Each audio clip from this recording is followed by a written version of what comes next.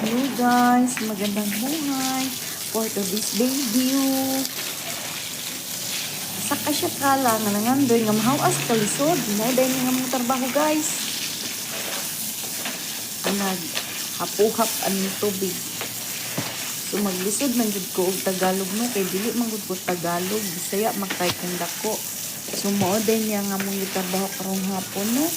Nag kuan ni daan ana nagbrush ni sa mga iti unya kay di man makuha so gi amon lang gi kuanan og tubig mo na guys no balik-balik na sa mga trabaho naghay ni ingon nga magbalik-balik ra daw mi sa mga trabaho natural kay wala man milaing trabaho guys mora man ni mga kadaro diha mora na mong trabaho ang magsigig panghinlo kung naon tay bata ni among amo di magsimig bantay og bata unya kay wa man ni bata among amo taning among nisya pa o kaning brasa mo ang gunit-gunitan.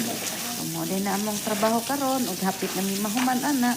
Dili lang ni katikas kilid. Naputo isa na mo kakauban to siging panawag kay magpatabang. Pero wa mi nanabang niya kay mga alangan mampud og magsilang kumisunod niya no. Naaman mi sariling desisyon pod. So mo din among gitrabaho karon guys. Ang amo ang pagkuan kani akong kauban abtek kay mo braso ay kani akong kauban abtek kay mo kuan na yang sapa gitawag na siya nisyapa og sa ato ana ambot unsay tawag ana sa tot kanang kuan sugkay o unsa ba